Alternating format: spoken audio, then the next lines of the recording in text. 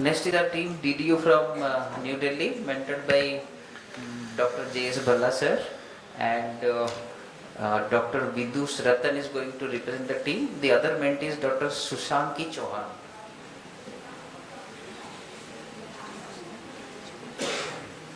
Number 13. Today I will be teaching on imaging of retina.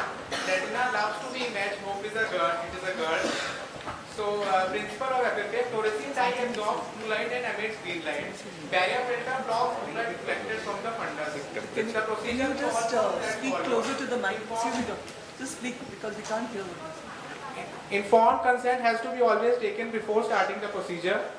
Phases of FFA: choroidal phase or pre-arterial phase. 10 to 12 seconds after dye injection, patchy choroidal filling is seen. Arterial phase 2 seconds after choroidal phase. Delay is seen in case of CRO and ocular ischemic syndrome. Arteriovenous transit phase seen 2 seconds after arterial phase. Laminar flow is seen in the veins. Venous phase 25 seconds when concentration of dye is maximum. Delay is seen in case of neovascularization. Reseptation phase begins 30 seconds after injection of dye. Late phase, retinal vessels are empty of dye, but the disc remains hyperfluorescent. And now coming on to the interpretation of FFA. FFA can be normal, abnormal, or there can be an artifact. Abnormal FFA can be due to hyperfluorescence or hypofluorescence. Hyperfluorescence can be due to leakage, pooling, or staining. In leakage and pooling, intensity and size both increase with time. Margins are fuzzy. Examples are neovascularization, cystoid macular edema, papilledema. In pooling and staining, intensity increases with time, but the size remains constant. Pooling is seen in a confined phase. Example: subretinal central serous retinopathy, sub-RP pigment epithelial detachment. Staining is seen due to retention of dye in tissue. Example: macular scar, drusen, normal optic disc. Hyperfluorescence can also be due to window defect or autofluorescence. Window defect is due to atrophy or absence of overlying artery. Example: atrophic ERMT, macular hole, astrocytic hematoma. Autofluorescence is due to emission of fluorescent light in the absence of dye. Examples are optic nerve head drusen, lipofuscin, RP tears. Hypofluorescence can be due to block fluorescence or vascular filling defect. Block fluorescence can be preretinal or subretinal. Vascular filling defect is due to occlusion of retinal artery, vein, or capillaries. Example: central retinal artery occlusion. Emergency drugs to be kept ready during the procedure are atropine, adrenaline, hydrocortisone, antiemetics, oxygen. Contraindications are first trimester of pregnancy, severe renal impairment, hypertension in a patient with pre-existing coronary artery disease, cardiovascular disease. Common side effects include yellowish discoloration of skin and urine. Now, hope it was not boring and you are still awake. So, anyone can interpret this FFA picture? So, this is FFA interpretation. We should always go sequentially. First, mention the eye you are telling, stage of FFA, media clarity, disc finding, vessels, macular area, periphery, and additional findings.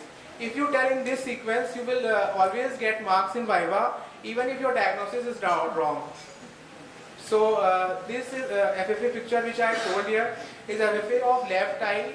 Media is clear, disc is normal, margins are well defined, there is no neovascularization or edema. Early venous phase shows dot hyperfluorescence around macular area, which in late phase coagulates and there is increase of hyperfluorescence, and FAZ is also distorted. So indications of FA in diabetic retinopathy: unexplained vision loss, rule out macular ischemia. Normal FAZ of 500 microns is distorted in case SS macular edema. Macular laser is avoided in case of non-perfused macular edema. Identify leaky microorganisms. Microorganisms more than 500 microns from the FAZ and leaky are lasered, while rest are not. Differentiate between neovascularization and edema.